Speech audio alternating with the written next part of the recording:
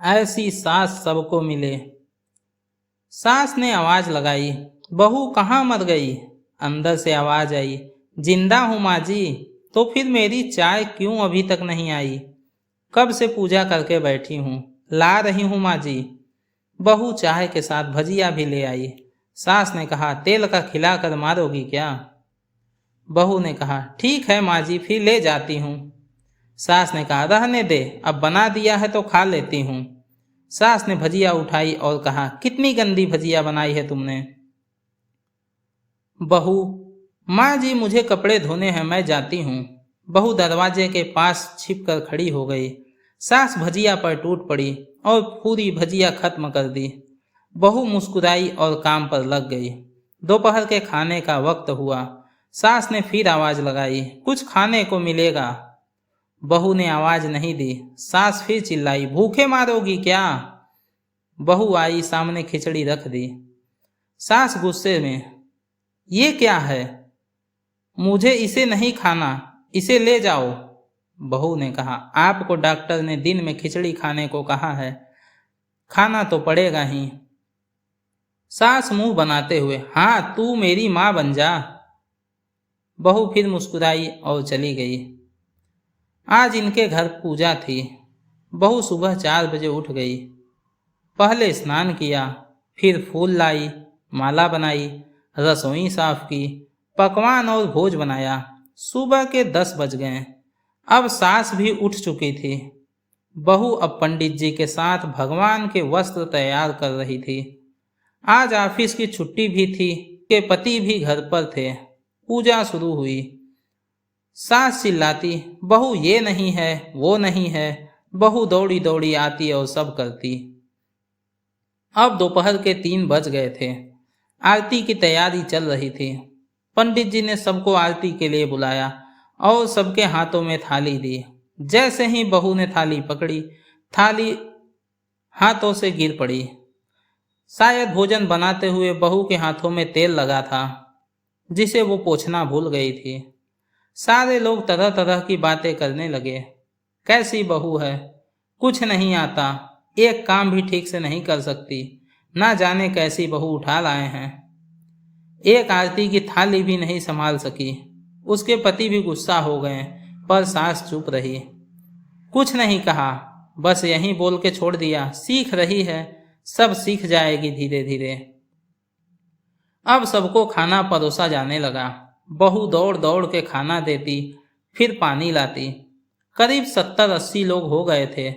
इधर 2 नौकर और बहू अकेली। फिर भी वह सारा काम बहुत ही अच्छे तरीके से करती।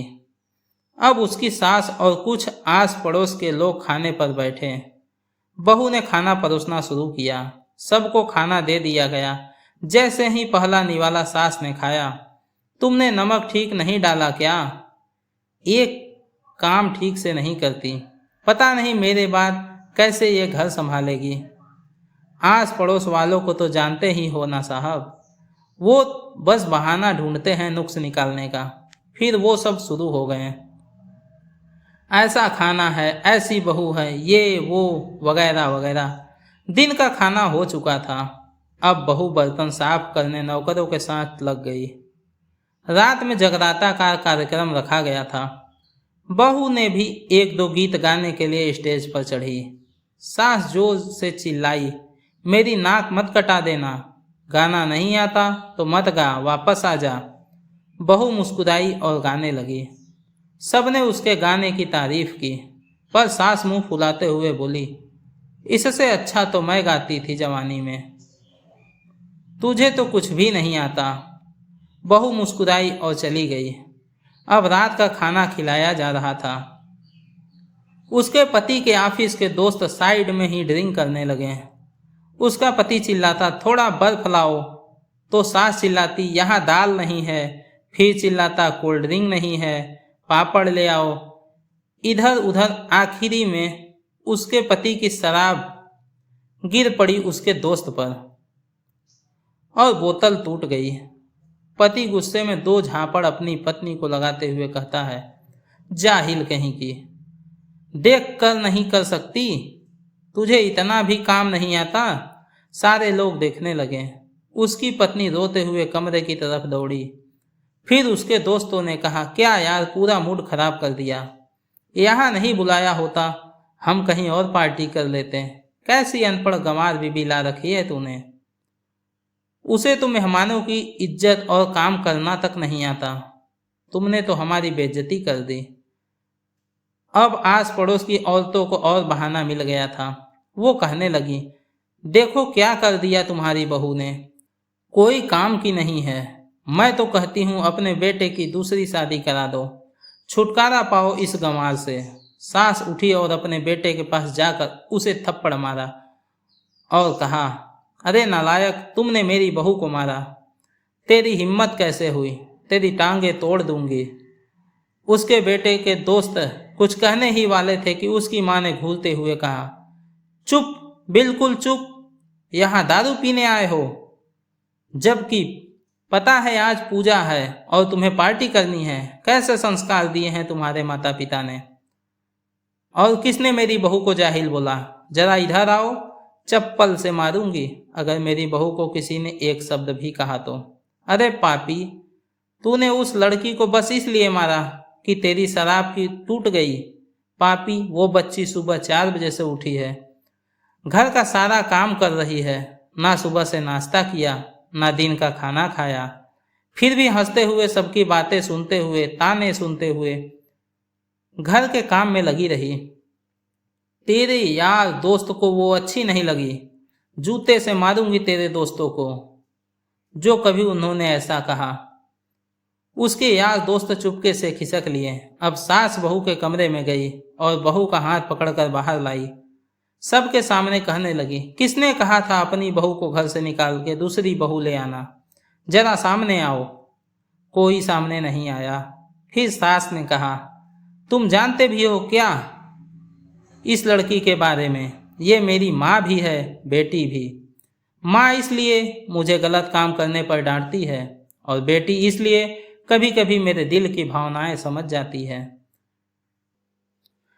मेरे 1000 ताने सुनती है पर एक शब्द भी गलत नहीं कहती, ना सामने ना पीठ पीछे।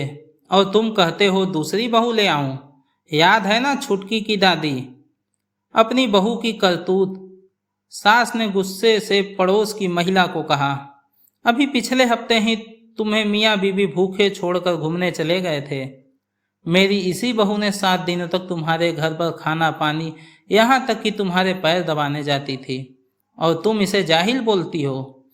जाहिल तो तुम सब हो जो कोयले और हीरे में फर्क नहीं जानते। अगर आइंदा मेरी बहू के बारे में किसी ने एक लफ्ज़ भी बोला तो मुझसे बुरा कोई नहीं होगा, क्योंकि ये मेरी बहू नहीं, मेरी बेटी है। बहू सिसकियां लेते हुए फिर कमरे में चली गई। सास ने एक प्लेट उठाई और भोजन परोसा और बहू के कमरे में खुद ले गई। सास को भोजन लाते देखा तो बहू ने कहा, अरे माँ जी, आप क्या कर रही हो, मैं खुद ले लेती। सास ने प्यार से ताना मारते हुए कहा, डर मत, इसमें जहर नहीं है, मार नहीं डालूंगी तुझे। तुझे नई सास चाहिए होगी पर मुझे अभी भी तू ही चाहिए, मेरे घर की बहू। बहू ने अपनी सास को रोते हुए गले से लगा लिया। सास भी रो दी पहली बार और कहा, चल खाना खा ले। फिर मजाक करते हुए कहा, फिर मेरे पैर दबाने आना, और ये ख्याल मन में मत लाना कि सास पैर बोलती है, किसी दिन मैं इसका गला दबा दूंगी, क्योंकि कभी मैं भी यही सोचती थी। दोनों खूब हंसने लगी। दोस्तों, कुछ रिश्ते बहुत मीठे होते हैं, बस बातें ही कड़वी होती हैं। आशा करता हूँ दोस्तों आपको ये कहानी पसंद आई होगी। अगर आपको ये कहानी पसंद आई है तो कहानी को लाइक करें, अपने परिवार और दोस्तों के साथ शेयर करें, और अगर आप चैनल पर नए हैं तो हमारे इस चैनल को सब्सक्राइब अवश्य करें, ताकि हम अपने इस चैनल पर आपके लिए ऐसे ही वीडियो लाते रहते हैं। धन्यवाद दोस्तों, मिलते हैं एक नई कहानी के साथ।